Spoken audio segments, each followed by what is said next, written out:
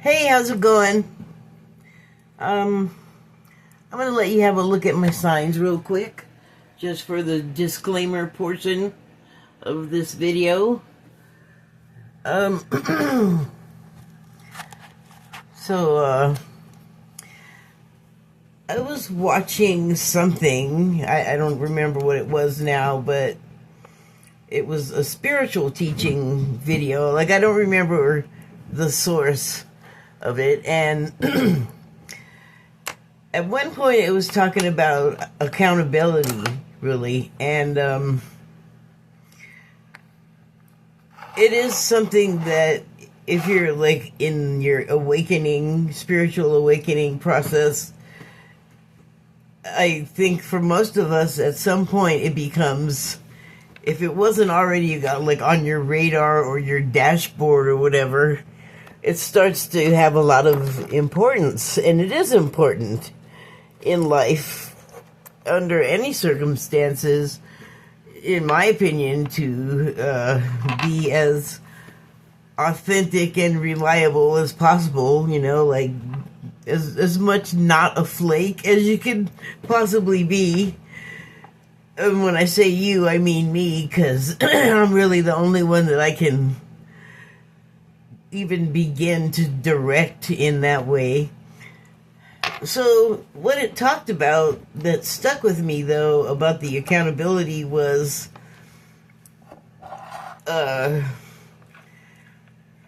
basically keeping promises that you make, and they went on to detail exactly like what they meant by that. And part of it was like, obviously, if you say you're going to do something, then don't make people guess, don't make people wait around, like, do the thing. It's like, I know, I have a neighbor and he always wants to help, and he can help, but then he'll like accept the ask, or he'll like offer and I'll go, okay, sure. And then it's like as soon as he knows I'm interested, he suddenly has no time to do it and often forgets about it.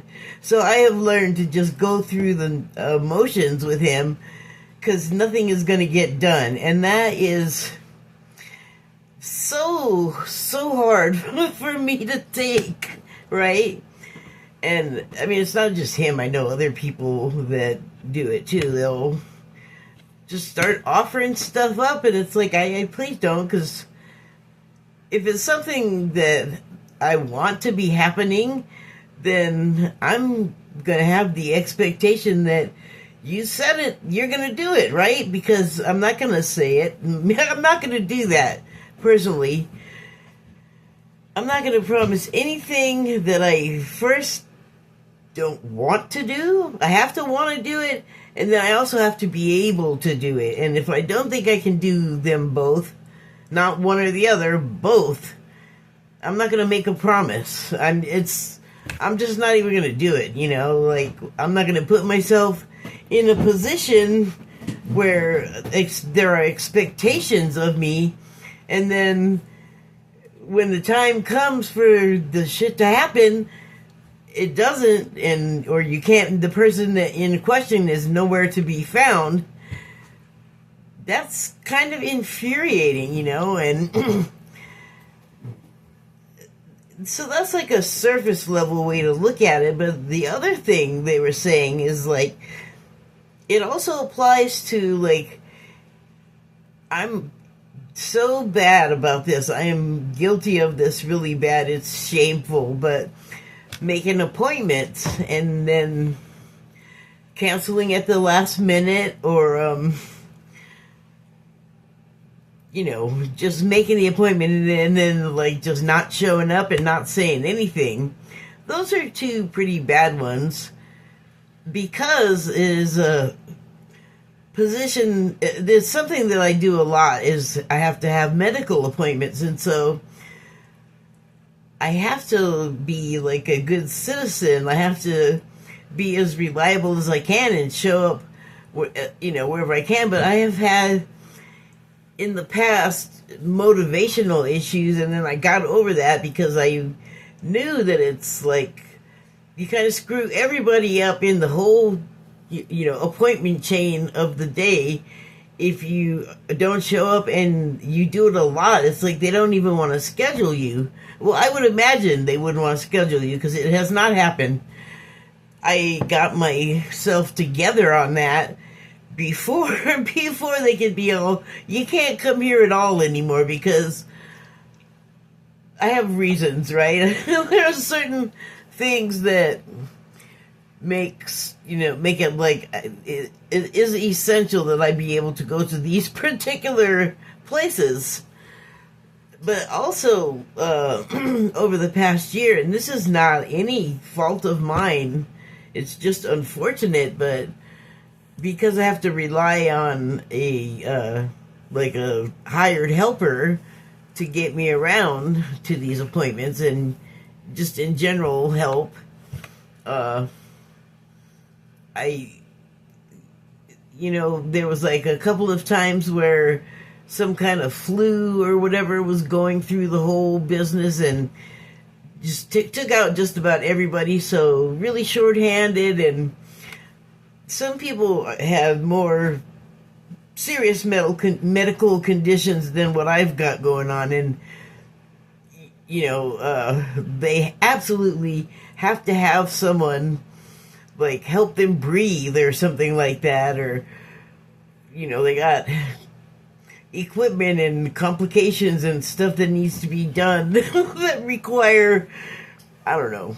I don't have all of that. Like, I can be left alone for a few weeks, and I can do enough of what needs to be done that, the place isn't like a total mess, and, I can take care of myself more than a lot of people can. So obviously I go down on the priority level list, and it's been that, like, a couple of times it's been like disease going through and just kind of screwing everything up for a few weeks, or I don't know, just employee stuff, like this one can't make it, this one's kids are, she's got to go run wherever, or whatever it is, like, life happens, and this is, for these people, for the most part, it's a pretty good job to have if you do have a family emergency, because they're really flexible on it, probably because it's a place that just deals with people and they have families. Anyway, so I'm sure there are other ways to sort of not show up when you, like if you're in the awakening process and this is something that matters to you, and it does matter, like, if you're not able to, live up to these very simple things, then you're not going to be getting very far in your awakening process, and you do have to do a shadow work to raise your vibration. So being flaky and unreliable, I feel like, is not a great vibration. So I was just thinking about those things today, and then I have the sads a little bit. Like, I had, like, some hopes that I would get one of my cycles that doesn't totally hurt me ready to ride, and it's just not looking like anything is going to happen with it. In fact, I pulled it out and the stuff that I got just won't work, so now everything's in the way. I just am, like, a little sad. And I have this fully operational other bike, but it just hurts me to use it. It's just a conundrum. Like, if I do go ahead and ride it, I'll feel great until the pain sets in. And then, because I'm already injured and I'm trying to recover, it's not going to do my recovery any good. And it's just a real, like, argument with myself. do you want to go out and ride? And like the weather is so nice, it's killing me that I can't get my smaller one going just to get out there, because it's up north where I am. The summer is short. The good weather is short. The warm weather is short term, and I'm getting a little stressful about that. Like, I mean, I can go out and use my self-propelled wheelchair, but that's how I got the problems with the injury in the first place. So that's not a great idea, but you know, it's exercise, which is one of the reasons why I want to get out. I can get out in my motorized chair. That's no exercise, so unless I want to rush to the store, I don't want to even use that outdoors. Isn't that crazy? I mean, it's no exercise, so yeah, I'm frustrated, and it's like now I got the SADS too, so I can't like expend that properly. It'll pass. Anyway, that was my day. How's your day been? It's actually been a fine day, you know. So I have 2 cards from the Declarations of Mary Magdalene, and the first one says, Christ's light and love is the Savior of thy soul. Become thy light in love, and one has saved thyself. I can't help thinking about like the shirked appointments when I'm reading this. Although, you know,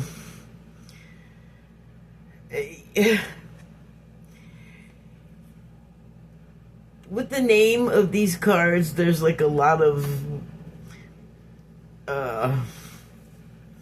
ornamenture attached to it, but it's not, you know, just ornamental. It's maybe like in an older style of decoration. Where am I going with that? Well, the Christ light and love is the Savior of thy soul. If your light dims, if you get to the Christ light, which is, I feel like what the awakening builds up to is Christhood. I mean, if it doesn't just come naturally, which I think it does to a degree with everyone, like everyone has a grip on it to some degree. But are we living up to it? And there are expectations. It's not just to be taken lightly. Once you know what's going on with it, I feel like, I don't know, it almost is like painful to know that you're like not doing as well as you could, like I was talking about with the appointments. Like I feel pretty good about, you know, volunteering, for instance, promises to do stuff or whatever, and then following through on it, because like I said, I'm not gonna volunteer it if I have no intention of doing it. And I feel like that saves any parties involved from getting hurt or disappointed. You know, like, don't say you're gonna do it and then not do it, because then the person who does what they say and does expect the other person to be able to do the same. Like, don't be shooting off your mouth about it if you're not gonna do it. What are you doing? That's not like scoring points with me when that happens. So, but then I can't be super hard on anyone else because I don't have my stuff all perfectly together either. And that's another area of the whole study of the thing, where here's your opportunity to do better, you know, to do better with the interacting with the other party in all stages of that, the whole promises back and forth thing I was talking about. So I think it's one of those. It's like when you learn to ride a bicycle or play chess or read or whatever the skill is, you know. The more you do it, the better you are at it. Like in my last video, I was talking about that do it 10,000 times and you're an expert thing that came from Malcolm Gladwell, I guess. There's more to it, I guess. Like it came out of one of his books, what I haven't read, but I've heard what the theory behind it is, which is if you've done it over 10,000 times, you're an expert at it. Makes sense. So that implies that you're not going to be successful at it every time. You're going to have to build up to any kind of achievement you build upon until you become expert, or you do it until it is an achievement that you've become expert at.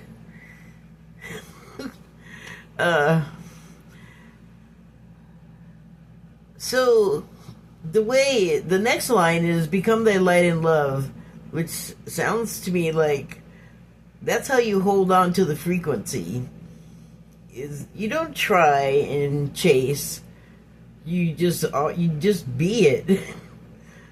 Which is very abstract, I know, but the further you get along in this awakening stuff, and the more you begin to understand how to work your frequency, like to operate it, the more sense that makes, because that's yet another thing that the more you do it, the easier it is, and the longer you do it, because it's easier, because it's more second nature, you are able then to maintain your Christ light, basically.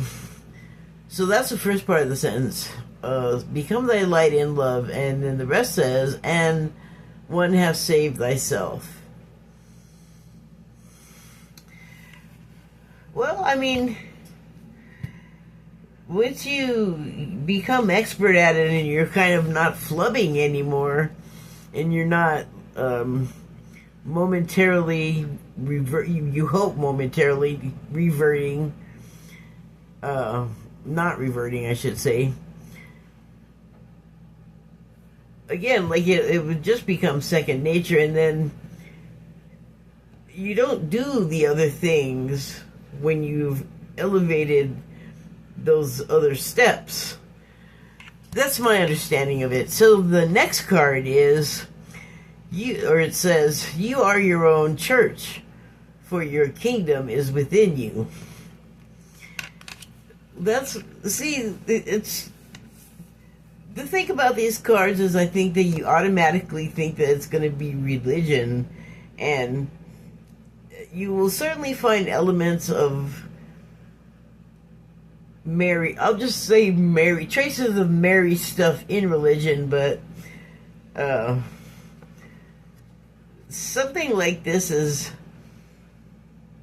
I haven't read all of the Gospels of Mary because they haven't really been that widely available, really. I don't think it was like a thing that the men wanted the women doing. But they exist. They're out there. I've heard and seen bits and pieces of them. So I know the tone. These cards were channeled messages from Mary Magdalene, so it's all about her tone. So, but yeah, there was the religion as we recognize it today didn't exist. There were certainly religions then, but not like Catholicism or Methodist or any of the Christianities. not in her time. So, but you know, she was a disciple of the Christ, and that was something else going on there than the other things with the sacrifices and stuff and the, you know, multi-god situation.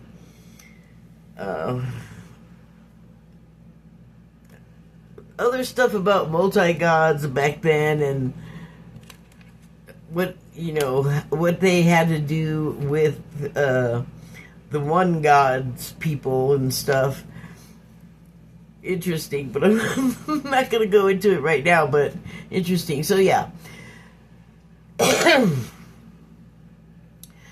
In her time, the church was wherever the people were, and generally it was outdoors.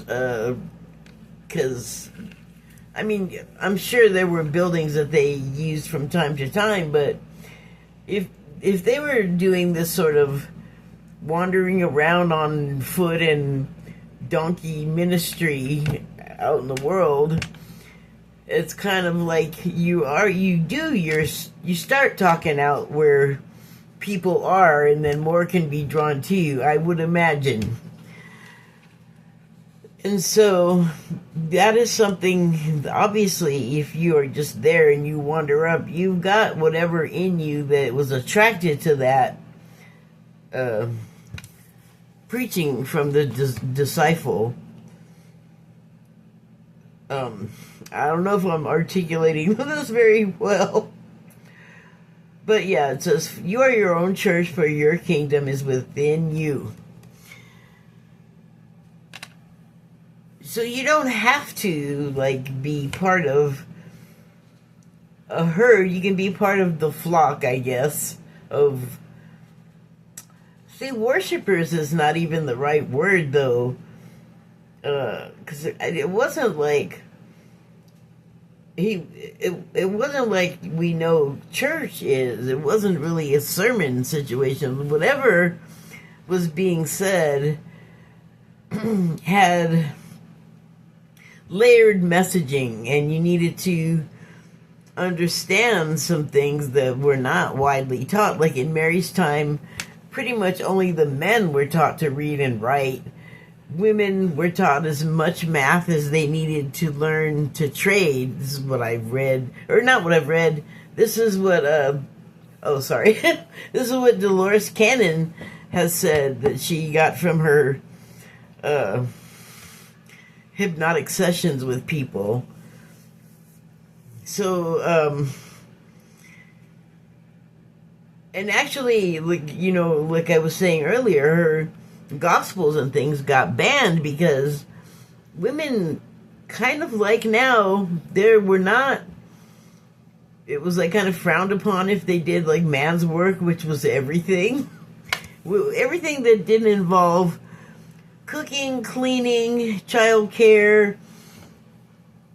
I know it wasn't just that, but for women, they also had to know how to, like, go out and find medicine in herbs and sticks and, whatever was growing outside, And they had to learn how to be, like, apothecaries or chemists and, like, natural healers. And so they just didn't know the reading and the writing, and I would assume men did stuff that was, their bodies were more suited to. But the chauvinism and the misogyny sounds like, man, today we still got it. Tradition, thanks. Okay, so I went a little sidetracked there. I don't know. I think this is talking about you can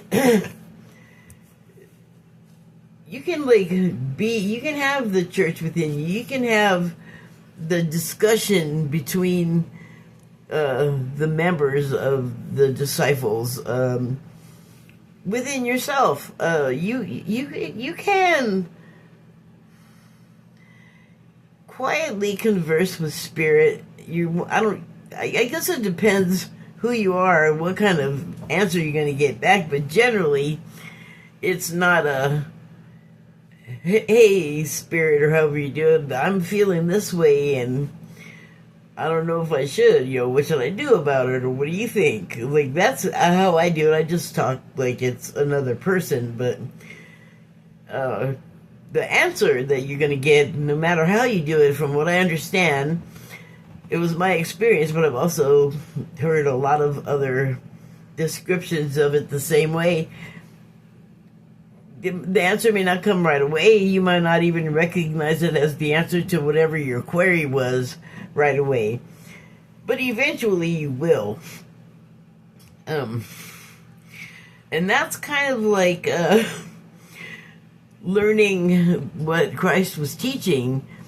You had to like take steps or leaps even on your own. You had to be able to make connections and detect patterns. And also I think there was a level of sensory perception that I feel like it needed to be, like it was required, like the more advanced a student you became of what he was teaching. So Christ was teaching. Anyway,